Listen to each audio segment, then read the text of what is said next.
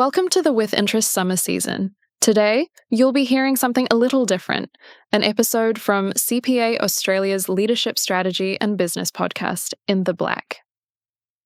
If you like what you hear today, you can subscribe to In the Black, that's INTHEBLACK, all one word, in your favourite podcast app or by following the link in the show notes. This is In the Black, a leadership strategy and business podcast brought to you by CPA Australia.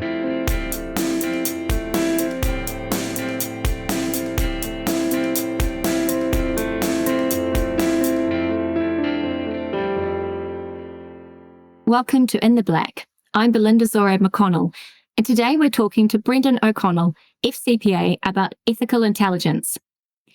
Brendan is an expert in corporate governance, ethics and accounting, with experience in both academia and industry.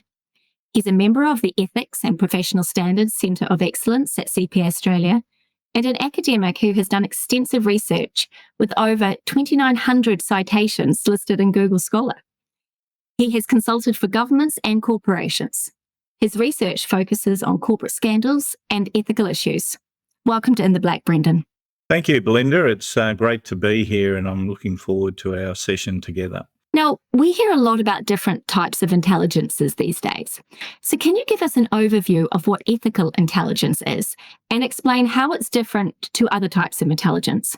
Sure, Belinda. So ethical intelligence is essentially your capacity to recognise and understand and apply ethical principles in decision-making processes and actions. So it's about navigating the complex situations that you might encounter in your workplace and making choices that are not just legally compliant, but are also morally sound and socially responsible. You can break it down into some key components. So the first component that I'd break it down into would be what's called moral awareness or ethical awareness. So this essentially is you're able to recognise when a situation involves ethical issues.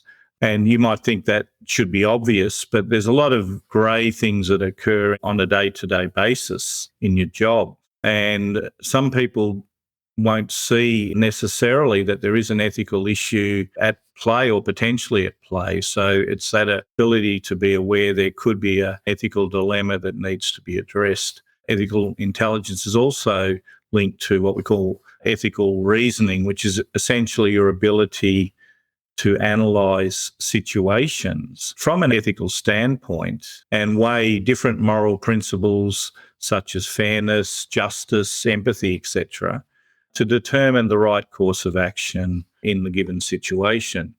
A couple of other important components to ethical intelligence are moral motivation. So this is essentially you making a conscious decision to prioritise ethical behaviour over other things such as personal gain. And again, that might seem self-evident, but we know from looking at high-profile scandals that some people, hopefully the minority, are likely to actually put personal gain ahead of ethical behaviour. And this is a problem that manifests itself in some of the major scandals that we've seen and continue to see, I might add.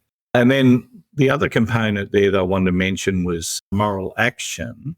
And this is the ability to act consistently with your ethical beliefs, even under pressure. Because to act ethically, Linda, requires a lot of courage, because sometimes you may have to say no to someone who's powerful in your organisation, and that takes courage. It may even require you to blow the whistle on unethical behaviour, which again takes courage. Now, how it differs from other forms of intelligence, so if we take the most well-known form of intelligence, which is your IQ, which is also known as cognitive intelligence, that measures your logical reasoning, your problem-solving skills, your memory, and your analytical abilities.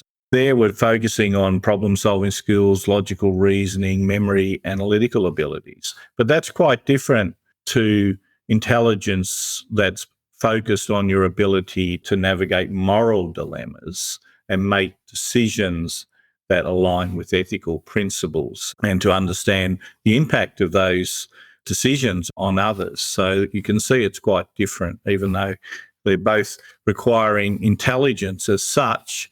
The focus of ethical intelligence is much more on how to deal with moral dilemmas in the workplace. You mentioned three aspects there: moral reasoning and moral action. I'm sorry, what was the first one? Moral awareness. So that's the one where you need to be aware, I am facing a moral dilemma here. I'll just give you an example from my own work experience. I remember after I first graduated, I had a role working in a public accounting firm, and it was in a recession, the last recession that Australia had. So there's a lot of companies being wound up, and I was put into the insolvency and reconstructions area of the firm, which was quite a learning experience. And I remember one day I had this creditor call me up, and I was in charge of administering a particular company that had gone insolvent. And this chap had been the landlord of the business, and he was owed quite a bit of money.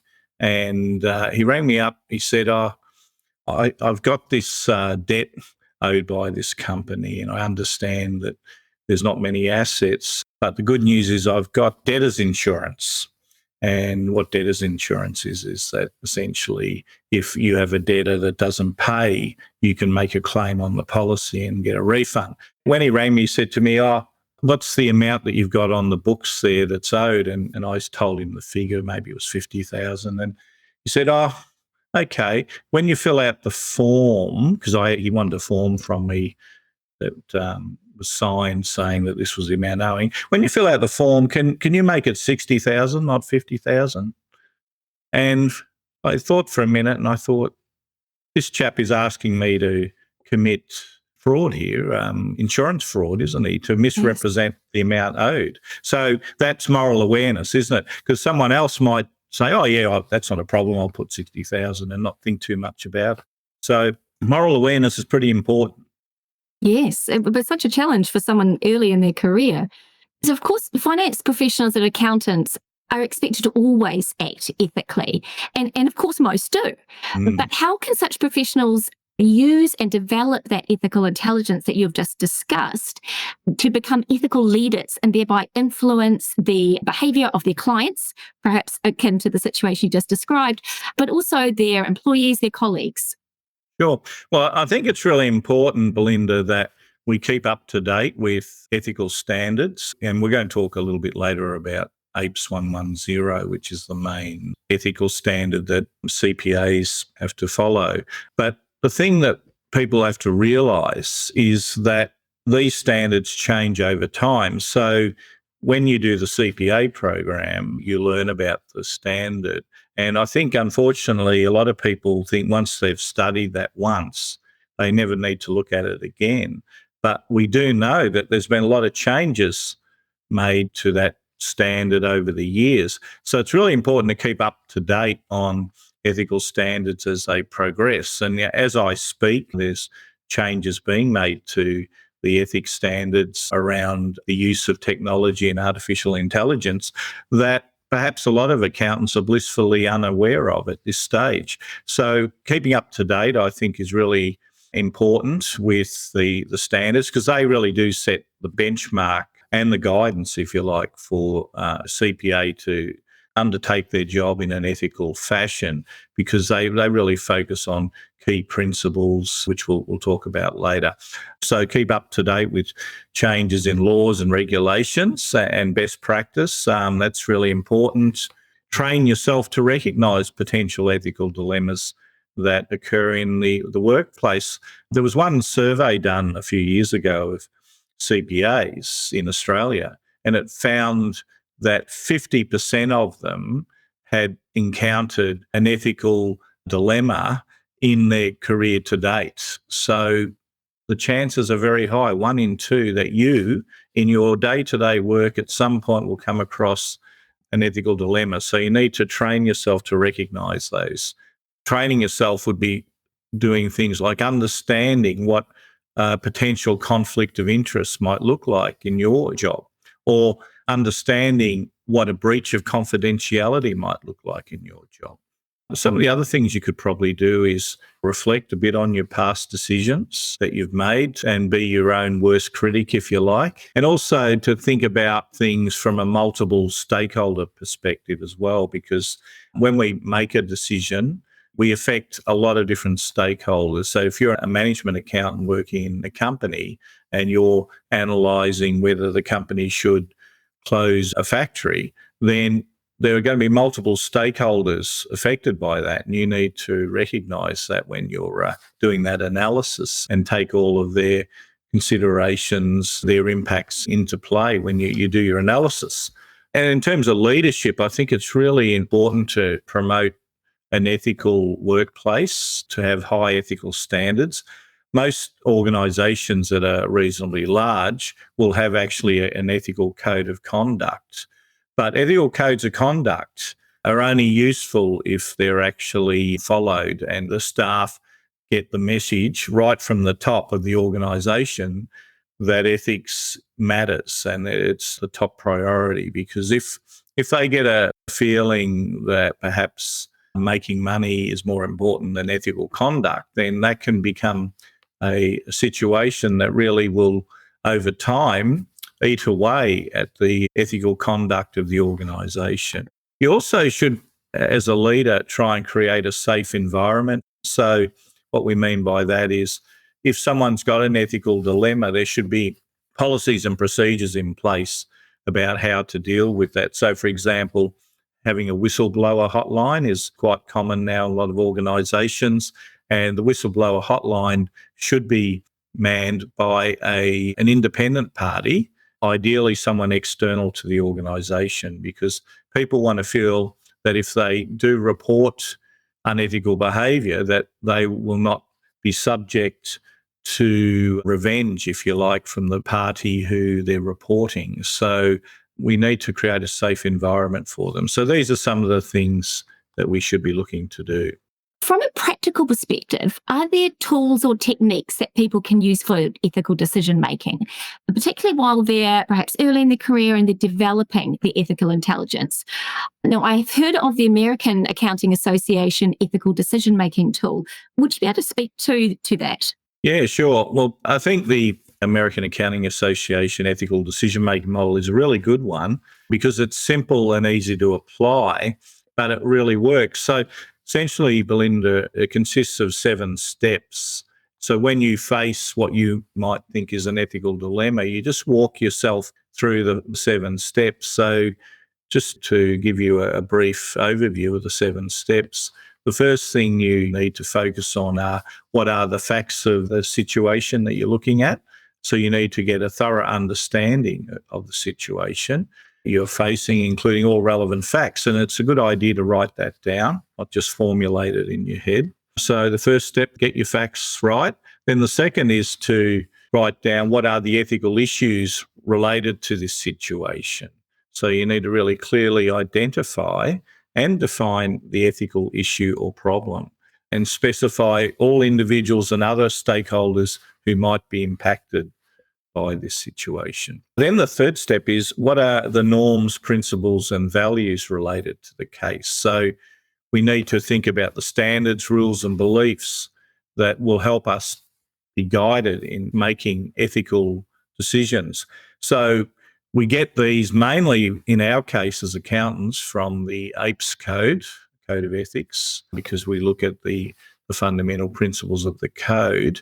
But we can also bring into that some of the philosophical aspects of ethics. So, for example, one of the most common ethical theories, if you like, is called utilitarianism, which sounds very impressive, but it's actually pretty simple.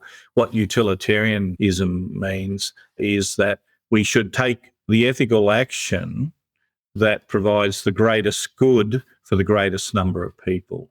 So you might bring that into your analysis. You know, if I make this decision this way, is that consistent with the greatest good for the greatest number of people? So if I was to give you an example, let's say in order to receive a bonus, I decided to artificially boost the reported profit If I took a utilitarian approach to that, I would be saying that that's not appropriate, because although I personally might benefit, my benefit will be at the expense of all the users of the financial statements, all the shareholders and others who are relying on me to provide accurate and true and fair accounting to them.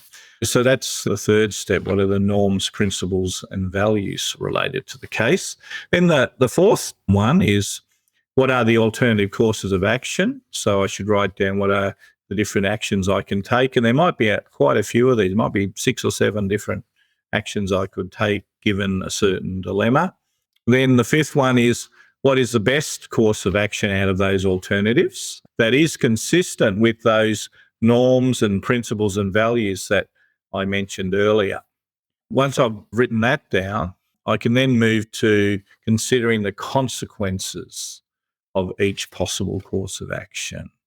And the consequences are not only for me as an individual, but for the organisation and perhaps even wider society. And then the last step, and of course this is the most important step, Belinda, is what is the decision that I'm going to take? And I should be looking, obviously, to choose out of all those options the most ethically appropriate action. It should be driven by your ethical principles, your professional standards, and your concern for the stakeholder interests. So that's the AAA model in a nutshell. Sounds like that final step would probably be the hardest one. Would that be fair? I think it is, Belinda, but also it should naturally follow from the thought process that you've worked through with those first 6 steps. If you think about those first 6 steps, it's forced you to think about all the issues. It's forced you to think about the different stakeholder impacts. It's forced you to think about the principles and rules and other aspects that are important. So really, it should logically, in my view, flow with the 7th step, given that previous 6 steps. Several times you have mentioned what we notionally know as APES 110, so the Accounting Professional Ethical Standards Code, the Code of Ethics for Professional Accountants. For our listeners who are not accountants, could you give a sort of a 30-second overview of what that is and how it intersects with what we've been speaking about? Sure. So the APES 110 code is the primary code of ethics that we have in Australia, and it's borrowed, if you like, from the International Ethics Code that is set by the International Ethics Standards Board. And if you're an accountant who's a member of a professional body such as CPA Australia, Chartered Accountants Australia, New Zealand, IPA, then you are compelled as part of your membership to follow this code, because these bodies are all members of the International Federation of Accountants. And so as part of being a member of the International Federation of Accountants, these bodies have agreed to follow this code. So that's how the code has come about.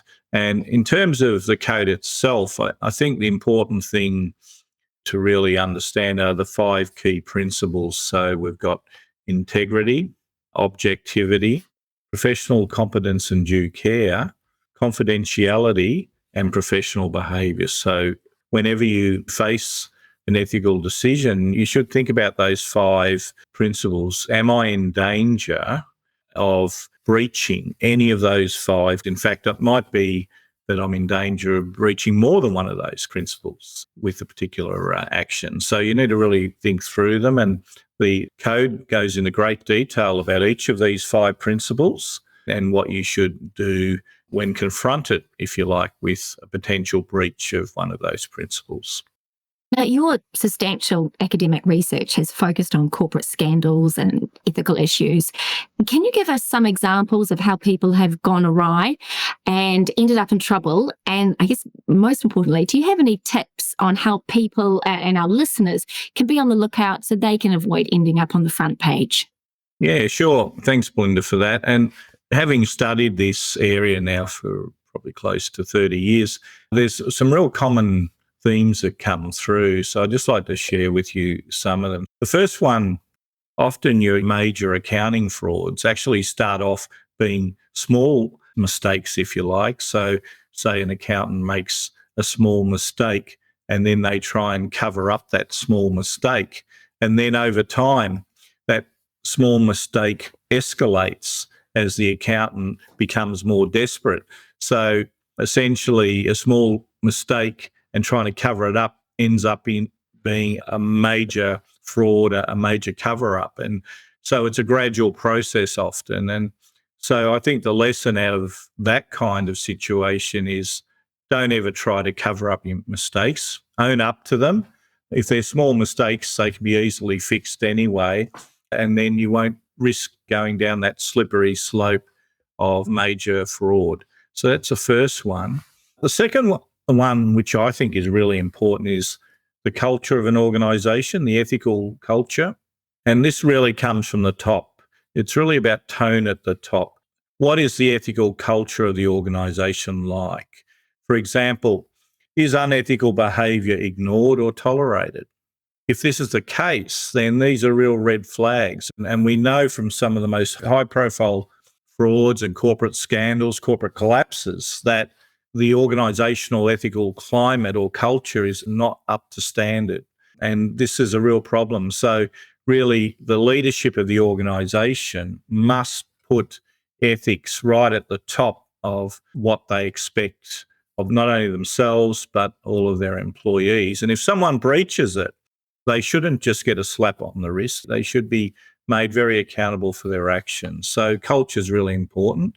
Another one that really comes out, I think, when we look at a lot of scandals is a focus on short-termism in organisations, especially when it comes to pressure, for example, to meet profit targets, to achieve bonuses or to please your superior. If you are feeling pressure to, say, cook the books as an accountant, which is to misrepresent financial performance, then you need to do something about it. You shouldn't just accept this. Organisations do have mechanisms such as whistleblower hotlines to report these matters too. And I can remember in the wake of the major accounting scandals that happened in the US a number of years back, talking to a chief financial officer about this. And he was telling me of a phone call that he'd had.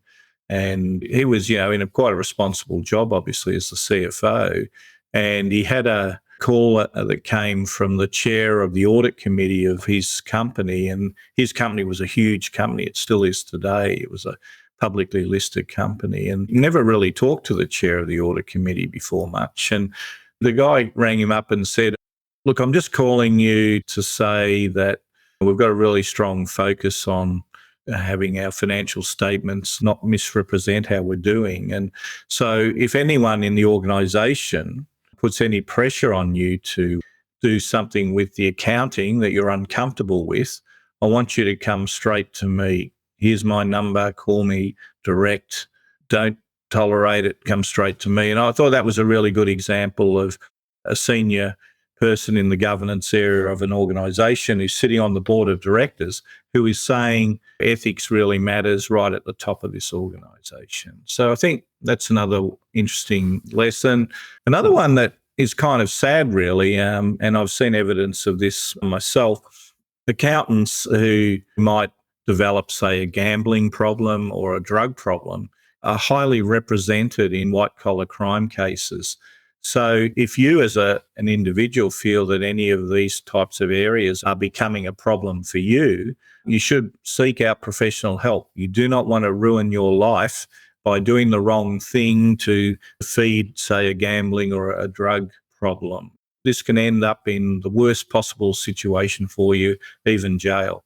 Another one is that creative accounting and cooking the books are often associated with efforts to try to conceal embezzlement by individuals. So, in other words, someone might be trying to steal assets from the business, and the way they try and cover that up is by cooking the books. So if you become suspicious that there is some cooking of the books going on, you might need to dig a bit deeper, because the cooking of the books may actually be designed to conceal embezzlement, and you need to investigate that And then the last one I thought I'd mention in terms of my own lessons, if you like, from studying this area is that many accounting scandals that we know of come to light via whistleblower hotlines. And interestingly, Belinda, more often than not, those whistleblowers are women accountants. Women accountants are overrepresented as whistleblowers. So I find that kind of interesting from a gender perspective. And the lesson, I think, when we think about the importance of whistleblowers is that we really do need to provide a safe haven for whistleblowers to report bad conduct, given that that is a major source of uncovering scandals. So, yeah, there's some of the lessons I've learnt from my research, Linda. Great. Well, thank you. Thank you for those very practical insights. And thank you very much for speaking with us today. It was very informative and practical to talk to you. My pleasure, Linda. Really enjoyed it. And thank you for listening to In the Black. Don't forget to check the show notes for resources mentioned in this episode. If you've enjoyed this episode, help others discover In the Black by leaving us a review and sharing this episode with colleagues, clients, or anyone else interested in leadership strategy and business. To find out more about our other podcasts, check out the show notes for this episode. And we hope you can join us again next time for another episode of In the Black.